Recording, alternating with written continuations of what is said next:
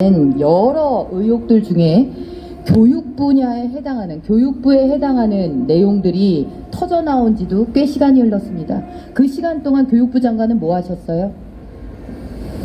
하신 거 있으면 말씀해 보세요. 교육 관련 의혹이라고 말씀하셨죠? 네. 의혹은 그 당사자의 이 설명이나 해명을 통해서 1차 확인이 먼저 돼야 되는 거 아닌가요? 지금 보면은 당사자 개인의 문제가 우리 사회적으로도 의미가 있는 제도적인 문제와 다 있죠. 자, 한번 생각을 해보세요. 자, 외국에서 살다 온 외고 들어간 인문계죠, 외고는. 자, 이 학생이 의학 논문을 썼어요. 인턴한 지 2주 만에. 그런데 그게 일저자로 또 등재가 됩니다. 이 학생이 어디 대학을 갔나 봤더니 요즘 그렇게 학부모들이 불공정 문제 제기하는 수시 전형으로 고대에 입학을 했어요. 어느 과에 입학을 했냐? 환경생태공학부에 입학을 했어요. 공학부에, 외대에서. 그러니까 이 논문이 이 공대로의 느닷없는 입시에 활용됐을 개연성이 높다, 합리적 의심이 가능하다, 수시 모집에 있어서 불공정 여부를 판단해 봐야 된다라는 사회적 요구가 있고 언론의 관심의 초점도 여기에 있는 거 아니겠습니까? 자, 그럼 이제 공대에 재학했던 이 학생이 어디를 갔냐? 의학 전문 대학원에 갔어요. 마치 외고 때부터 누가 입시 컨설턴트가 의대까지 가는 트랙을 설계해 준 것처럼 고등학교 때 제1저자로 논문을 낼 정도로, 의학 관련 논문을 낼 정도의 학생이 2번이나 유급을 했다는 거예요. 이게 무슨 인신공격입니까? 이게 근거 없는 의혹이에요? 팩트 아닙니까? 사실이에요. 그런데 이 학생이 지도교수가 만든 장학재단에서 장학금을 받았어요. 성적우수 장학금? 아닙니다. 가정 형편 어려워서 주는 장학금? 아닙니다. 의대 그만둘까봐 장학금을 줬다는 겁니다. 다른 학생도 받았대요. 그런데 이렇게 6회 연속으로 장학금 받은 학생 없고요. 다른 학생들, 받은 학생들 같은 경우에는 그 의대, 부산대 의전원에서 성적 우수 장학금을 이미 탈 정도로 우수 학생들이 이 지도교수가 만든 장학금을 수령을 했어요. 그런데 이 지도교수, 조국 후보자의 딸 학교 그만둘까봐 전전긍긍해서 장학금 줬다는 이 사람, 부산시장이 임명하는 부산의료원장으로 갔습니다. 자, 아니 여기서 사실이 아닌 의혹이 어디 있습니까? 이 관계마다 우리를 관통하는 키워드는 뭔가요? 특혜, 불공정, 개인 간의 네트워크를 통한 비리의 존재 가능성 아닙니까? 그렇기 때문에 이것을 의전원, 부산대 의전원, 고려대 입시, 외고 이런 것들이 관련되어 있는 주무부처인 교육부에서 이 내용이 어떻게 되고 있으며 지금 사회적으로 뭐가 포인트가 돼서 관심이 있는지 이런 것들을 살펴봐야 하는 것이죠. 그런데 교육부 장관이라고 그 자리에 계시는 분이 언론을 통해서 제기된 의혹이다? 의혹만 가지고 얘기할 수 없다? 인사청문회를 통해서 확인해야 되는 사안이다? 그 앞에 장관 명패가 어색하지도 않습니까? 제가 더 얘기하겠습니다. 장관은 지금 장관하시기 전에 한때는 야당 의원을 했습니다. 한때는 불과 얼마 전에는 야당 의원이었어요. 이 정도의 의혹을 가지고 언론에서 지금 객관적 팩트가 나열이 돼 있는데 이 팩트들을 연결하는 것은 특혜고 비리고 부정일 개연성이 있기 때문에 이 부분에 대한 소명이 필요하다 그러면 상식적으로, 통상적으로는 확인해 보겠습니다. 살펴보겠습니다. 저희도 관심을 가지고 지켜보고 있겠습니다. 최소한의 양식과 상식으로라면 적어도 국회 장관으로 출석해 있는 사람이면 그 정도 답변선에 머물러도 그거 역시도 지탄을 받아 마땅합니다. 그런데 여기서 자 발언하고 있습니다. 발언하고 있습니다. 질의예요. 그런데 여기서 그런 말이 천연덕스럽게 나옵니까? 이전에 어떻게 하셨습니까? 지금 이 문제는 조국 후보자 개인에 대해 해당되는 사안으로 우리 사회에 드러난 고위층 자녀의 입시 문제, 의전원과 같이 모두가 가고 싶은 의사 트랙 가는 데 있어서의 특혜 문제, 그 과정에서 도움을 준 사람들의 인사 특혜 문제 하고도 연결되는 중대한 사회 문제이자 교육 문제 아닙니까? 여기에 대해서 어떻게 교육부 장관이라는 사람이 그렇게 무책임하고 조국 후보자의 대변인을 자처하고 변호인을 자처하는 답변을 할 수가 있습니까? 통상 수준을 넘어서는 어떻게 그런 일이 가능합니까? 교육부가 실시할 수 있는 권한을 통해서 사실 규명을 할 수 있는 부분을 해야 될 거 아닙니까? 사실관계가 다 드러난 다음에 하는 감사가 무슨 의미가 있습니까? 사실관계가 다 밝혀진 다음에 하는 조사가 무슨 의미가 있어요? 의혹이 있고 그 의혹의 합리적인 정황이 충분하다. 그러면 교육부가 그것을 지금부터 들여다보고 살펴보겠다. 의원들의 자료 요구에도 협조하겠다. 이렇게 얘기를 하는 것이 그래도 양식이 있는 최소한의 통상적인 답변 아니냐는 겁니다. 그렇게 해야 할 교육부의 의무가 있고. 답변하십시오. 그렇게 사회적으로 중요한 사안이면은 인사청문회 날짜를 빨리 잡아서 인사청문회를 통해서 확인을 하셔야죠. 정치 공세하지 마세요. 의원님께서 말씀하시는 것이 이제 인사청문회 빨리 잡으라고 조국 후보자하고 똑같은 얘기합니까? 지금 인사청문회에서 인사청문회 시기까지 논할 장관은 그 자리에서 권한이 없어요. 교육부 장관으로서 하셔야 될 일이나 똑바로 하란 말입니다. 그것에 대해서는 그렇게 모르쇠로 일관하고 의혹일 뿐이다라고 그렇게 얘기하면서 아무 액션도 개각 이후 11일 동안 취하지 않은 장관이 인사청문회 일정을 얘기합니까?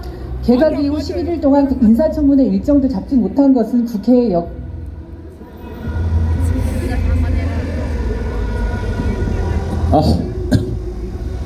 예. 그 전희경 의원 질문에 대해서 그 장관이라는 여자가 그러죠. 의혹일 뿐이다. 의혹일 뿐이다. 더군다나 요새 가짜뉴스 때려잡는다고 청와대에서 막 지랄 난리죠. 박근혜 대통령에 대한 음해는 왜 조사를 하지 않습니까? 박근혜 대통령의 지금 재판을 받을 때 제가 나온 게 있습니까? 그러면 그동안 온갖 거짓말 음해 때문에 탄핵이 된 건데 왜 거기에 대해서 가만히 있으면서 조국의 딸에 대해서만큼은 그게 의혹일 뿐이다. 이게 바로 문재인 정권의 실체입니다. 내로남불. 박근혜 대통령에 대한 가짜뉴스, 대통령을 탄핵시킨 가짜뉴스에 대해서는 왜 조사조차도 하지 않는 겁니까? 이게 바로 문재인 정권의 이중성입니다. 많이 기다려 주셨습니다. 오늘 이렇게 날씨가 더운데도 역시 보신각을 찾아서 자리를 해주신 우리의 애국 동지 여러분께 깊은 감사의 말씀 드리겠습니다. 감사합니다. 자, 그러면 많이들 기다리셨는데 오늘은 우리 강정례 여사뿐만이 아니라 또 조석천 교수님 전부 다 성묘들 마치시고 원대복귀 하셨습니다. 그래서 원래대로 알찬 보신각 집회가 될 수 있도록 그러면 지금부터 보신각 태극기 집회를 시작하겠습니다. 먼저 식순에 따라서 국민의례가 있겠습니다. 모두 자리에서 일어나셔서 정면에 국기를 향해 서주시기 바랍니다. 자, 국기에 대하여 경례.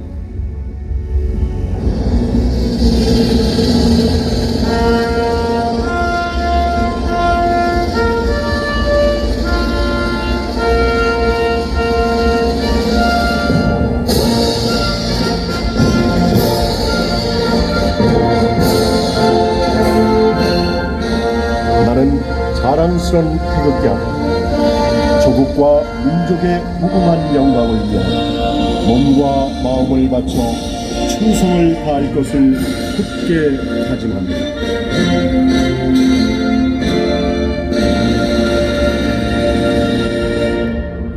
바로 다음은 애국가 대창이 있겠습니다. 애국가는 반주에 맞춰서 4절까지 해주시면 되겠습니다. 애국가 대창.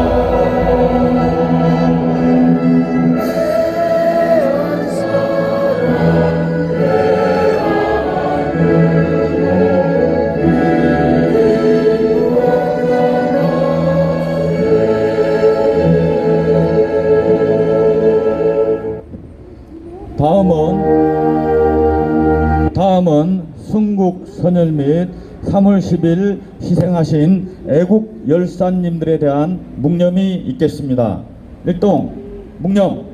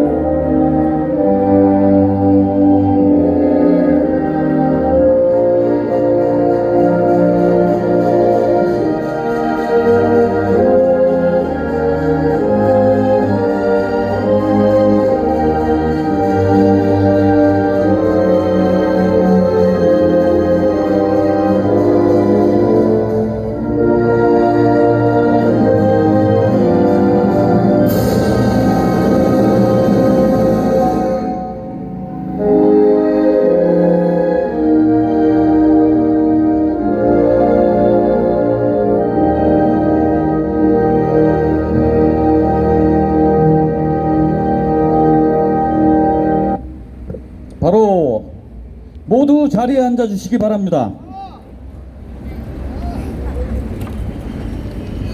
네, 엊그저께 그 29일 날 박근혜 대통령에 대한 대법원 선고가 있었습니다. 선고가 아니라 파기환송심이죠. 제가 미리 말씀드렸잖아요. 아마 파기환송이 될 것이다. 물론 뭐 제가 생각한 거하고 다 맞지는 않았습니다만 결과적으로는 파기환송이 됐죠. 다시 고등법원으로 돌려보냈는데 이것을 대법원에서는 뭐 이것저것 핑계를 대고 결국은 이재용 회장에 대한 뇌물죄가 더 커지고 또 박근혜 대통령도 불리하게 된 그런 상황입니다만은 대법원에서도 이걸 갖다가 고등법원에서 판결을 낸 걸 확정을 지어주기가 부담스러울 겁니다. 아마 그러니까 뭐 다른 핑계를 대고 돌려보낼 수밖에 없을 것이죠. 그 뇌물을 받았다는 사람이 뇌물 받은 증거가 아무것도 없잖아요. 다시 말해서 박근혜 대통령이 말 3마리 삼성에서 받았고 거기 영재센터에 뭐 심주국인가 출연한 게 그게 최순실이나 영재센터에 받은 뇌물이라면 그게 직접적으로 건네진 증거가 없잖아요. 다시 말해서 최순실이가 받은 게 박근혜 대통령한테 뇌물죄랍니다.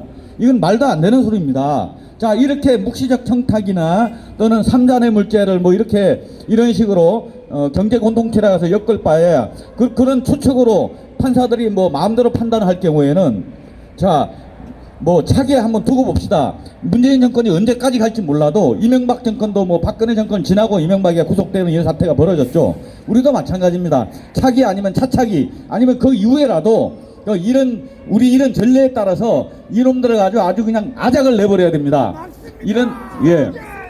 그래서 우리가 법적으로 안 될 때는 나중에 계속 우리 힘을 키워서 우리 애국 우파의 힘을 키워서 언젠가는 이 아이들에 대해서 우리도 과거사 진상조사위원회라도 만들어서 반드시 단죄하고 반드시 묻고 넘어가야 할 그러한 사태가 이번 대법원 판결이고 오늘날의 사태인 것입니다. 그런데 이러한 불법 부당한 판결에 대해서